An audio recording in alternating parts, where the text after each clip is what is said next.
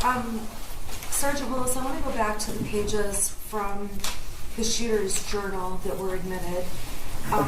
You don't have any evidence to suggest that Mr. or Mrs. Crumbley ever saw the journal, correct? I'm sorry, miss. You do not have any evidence to show that Mr. or Mrs. Crumbley ever saw the journal. But I'm sorry. It's been a tough day. Okay. So you're asking me do I believe Mr. or Mrs. Crumbley? I'm asking you. Do I have evidence? Do you have any evidence to believe that Mr. Crumbley or Mrs. Crumbley saw the journal? No, if I had evidence of that, I imagine the charges would be different. If you had evidence they saw the journal, the charges would be different? Yeah, murder, okay. I would imagine. Okay, so the journal was located in the backpack that belonged to the shooter, correct? Yes, correct. There were also a number of other papers in that backpack that you described? Yes. You don't have any evidence that Mrs. Crumbley ever saw any of those papers, correct? Correct. Now, in the journal, you've testified about certain statements the shooter wrote in the journal, correct? Yes. And specifically, one of the statements that you testified about was where the shooter wrote, "I have access to the gun." Is that correct? Yes. In the journal, there are other statements where he indicates he is looking for the gun, correct? Can you tell me which ones you're referencing? Sure. So I'm going to hand you, Your Honor, may I please approach? Sure, just show Mr. Keys first. Sure. Yeah, I have a copy of it too, if that helps. Judge, just briefly, this was subject of a prior court ruling. Yes. So I ask everybody to be really careful. All right. Okay, so I was going to show 788, just this one line. Okay. Again, Judge, maybe we should have admitted outside the presence of the jury. Your Honor, can we just approach and I can show you? I have it, and I know Do you want exactly what it is. to? No, it's not that. We have to discuss the court's prior ruling. Your Honor, I think, okay. All right. I'm going to excuse you for 10 minutes. All right, hi there. You were testifying that on December 1st, I believe you said you got an arrest warrant for Ethan Crumbley, correct? Correct. And I'm sorry, for Mrs. Crumbley, for the shooter. Correct. And on that date, he was on Zoom for a court hearing. Yes. And during that court hearing, Mr. and Mrs. Crumbley participated on Zoom from their vehicles. Is that a fair statement? Yeah, it appeared they're in their vehicle, but they're on Zoom. Now, on Friday, you went to the court and did what you call a swear-to in this case. Is that correct? That's correct. That's when you went in and you told a magistrate or judge the facts that you swore to in order to secure an arrest warrant for Mrs. Crumbley, correct? Yes.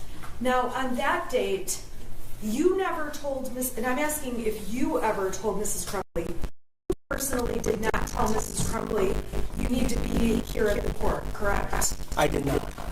And when we were at the court, were prosecutors present? For the swear to, are we talking about? Yeah. I'm not sure. I don't recall.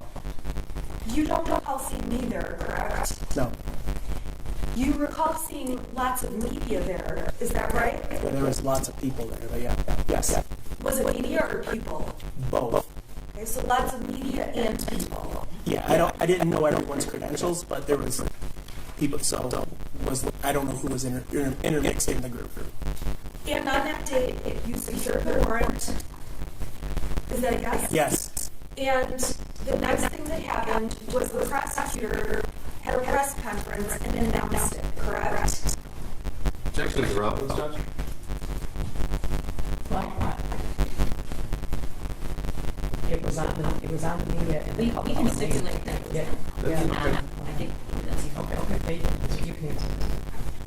Can you say it again, please? Yeah, the next thing was the prosecution announced at a press conference that there was a warrant for Crumbley's arrest. I don't know that. After the arrest warrant was secured, you were aware that a search was started from fugitive apprehension teams, U.S. Marshals, Border Patrol to find the Crumbleys. I'm not aware of that. You're not aware that there was any kind of search. No, that's not true. I was aware that there was a search that I directed our fugitive unit to conduct. Okay, so you were aware that there was an outstanding warrant for Mrs. Crumbley. Yes. And you were aware that there were going to be efforts to locate Mrs. Crumbley because of the warrant. Yes. If I recall the swear to, the judge said the defendant had to have her husband, the defendant had to turn herself in at 4 p.m. That day. Okay, and defendants can do a variety of things. I believe we've already established this in trial. They can drive around in their car with an outstanding warrant and end up getting a ticket and taken into custody, correct? That can happen. They can go to the police station and turn themselves into the police, correct? Yes, that can happen. They can have a lawyer make arrangements, set up a time to go to court to turn themselves in.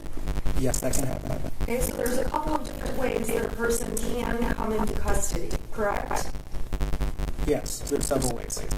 I have no further questions. Briefly, that hotel in Auburn Hills where James and Jennifer Crumbley stayed, how close is that to the Auburn Hills Police Department? It's, I don't know exactly, but it's like right across the street. It's very close. Okay. All right, you can set that on your screen. Who's next? Maybe we have a moment? Sure.